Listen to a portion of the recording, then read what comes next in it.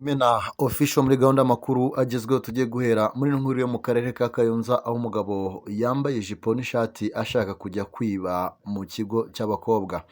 Umugabo w'imyaka 35 utuye mu karere ka Kayonza yambaye ijipo n'ishati by'ishuri ajya gushaka kwinjira mu kigo ngo yibe abanyeshuri aza gutabwa muri yombi umugambi we utaragerwaho.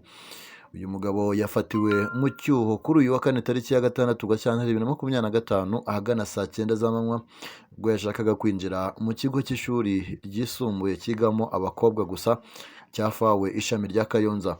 Umunyamabanga nshingwabikorwa w'umurenge wa Gahini Murekezi Jean Claude yabwigiye ko uyu mugabo yafatiwe mu cyuho yambaye imyenda y'ishuri y'abakobwa bo muri icyo kigo aho yashakaga kwinjira mu bandi banyeshuri ariko akaza kuvumburwa.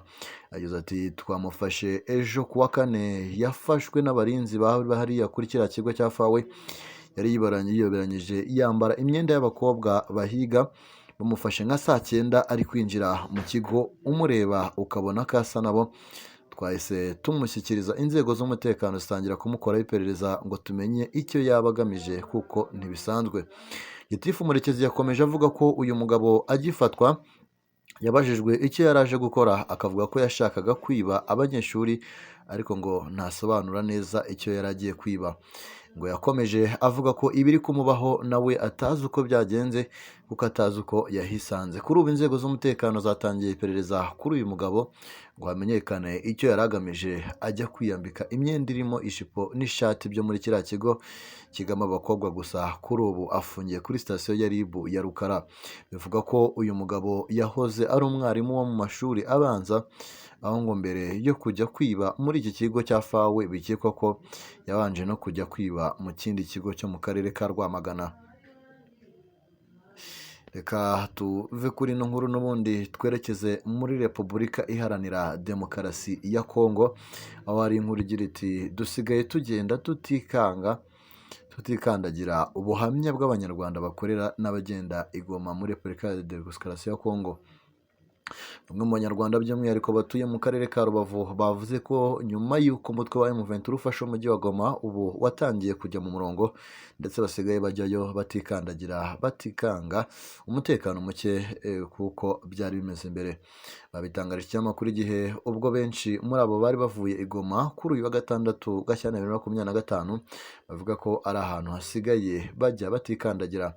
Kizere ko usanzwe agenda mu mujyi wa Goma yavuze ko ugereranyije n'uko uwo mujyi wari umeze mbere kuri ubu umujyi uri ku murongo. Ati uri kubona ko hari gahunda kurusha wenda uko byari bisanzwe bimeze. Abanyarwanda bakorera ubucuruzi muri uwo mujyi bavuga ko hari impinduka zigaragara bakavuga ko mbere bakwaga ruswa hakaba hari n'amabandi menshi ndetse na bamwe mu basirikare b'igihugu bakoraga ibikorwa by'urugomo no kubambura ibyabo ariko bavuga ko byacitse. Umwe yagize ati ukuntu byari bimeze mbere twajyagayo ibintu bakatwishyuza menshi utubonye wese agafata ngo yinyishyura inyungu tukayibura ariko aho M23 ifatiye turi guheka ku mugongo byinshi tukigendera nta muntu uri kutwishyuza. Ubu nta kibazo pe ubu umunyarwanda umunyekongo ubu umutekano ni wose. Muri nawe yagize ati urumva aho M23 imaze gufata Goma ukagarura umutekano ibintu biri kugenda neza nk'ubwije ukuri. Itandukaniro rirahari pe kubera ko mbere hari ubujura burenze ukwemera ariko ubu nta mujura nta kavuyo ntako mbese nta muntu uri guhungabanya abanyarwanda akazi kameze neza. Undi umaze imyaka isaga 7 akorera ubucuruzi mu mujyi wa Goma yavuze ko kuva aho M23 ifatiye uwo mujyi hari ibintu byinshi byahindutse bituma imikorere yabo irushaho kugenda neza.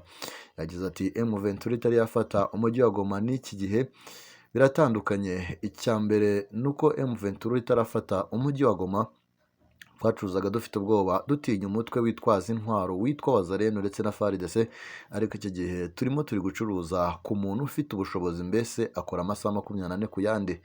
Ku bintu by'umutekano muke byabanje kudutera ubwoba nk'abanyarwanda twari turiyo. Nyuma yaho M23 hageze ibintu bigenda neza ntabwo ishaka ibintu by'umwanda ishaka ko ibishingwe mu bishyira iruhande rumwe abantu bashinzwe gutwara imyanda bakabijyana. Urebye ubu mujyi umeze neza turatekanye mbese ni amahoro. Inkuru y'uko M23 yigaruriye umujyi wa Goma n'ibice hafi ya byose by'intara ya Kivu y'Amajyaruguru bamwe mu banyekongo bamaze imyaka myinshi ari impunzi mu Rwanda bahisemo kujya kwirebera ko inkuru ari impamo n'uko ibintu bisigaye bimeze. Umwe muri bo Irankunda Gasheja Adeline usanzwe aba mu nkambi ya Mahama mu karere ka Kirehe yasuye i Goma ku wa gatandatu Gashyantare 2025 anavanayo ishyushyu ryo gutaha agasubira iwabo. Ati nari ndi hano i Gisenyi nifuza kwambuka kureba iwacu ko hari umutekano, bibaye byiza twasubirayo, ariko ngereranyije uko mubonye nsanze umutekano uhari, mbonye abantu nta kibazo, nta rwiyenzo ruhari, ubu abantu bashaka baza tugataha iwacu, ubu ni amahoro nta kibazo kiriyo.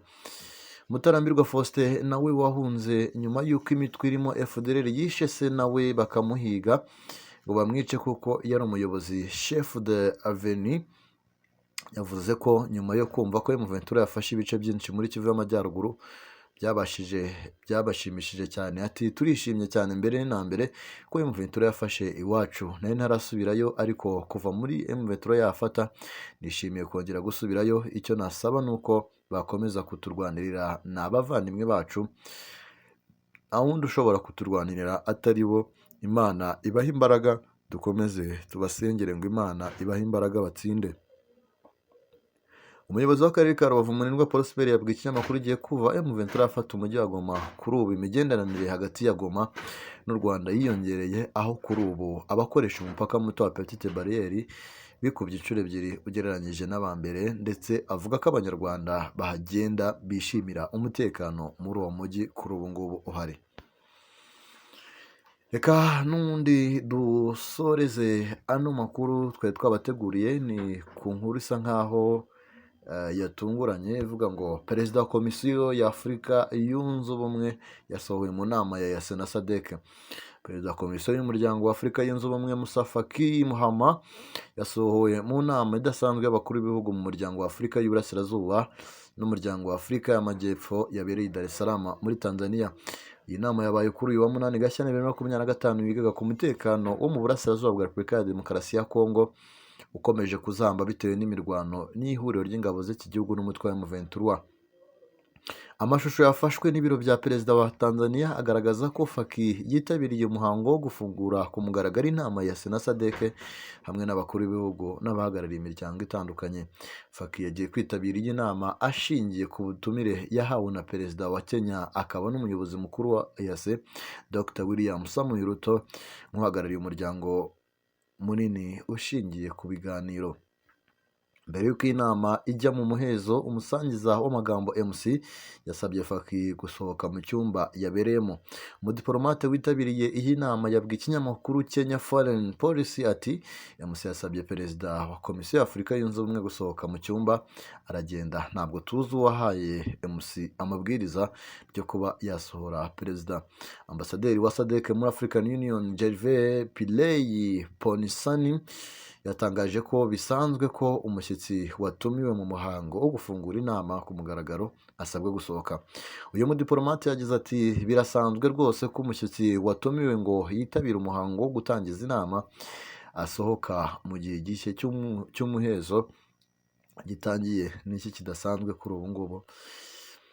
Nubwo ambasaderi Panisami yatangaje ko gusohora Faki bisanzwe, guhezwa muri iyi nama byatejwe umwuka mubi, biba ngombwa ko abayiteguye bafata icyemezo cyo kumugarura.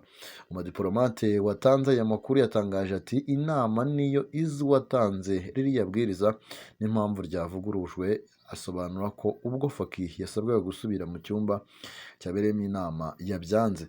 Ubutegetsi bwa Repubulika ya Demokarasi ya Kongo buherutse kugaragaza ko butemeranya na Faki ku buryo abona umutekano wagaruka mu burasirazuba bw'iki gihugu nyuma yaho awusabye kuganira n'umutwe wa politike ufite ishami ry'igisirikare wa FC M23. Ahangaha dusoreje amakuru twari twabateguriye. Mukomeze mugire ibihe byiza cyane, mbibutsa kugira ngo mukande subscribe kugira ngo mutazajya mubasha kubura amakuru, muzajye mubasha kuyabonera ku gihe. Rero niragira ngo mbabwire ngo mukomeze mugubwe neza cyane. Bye bye.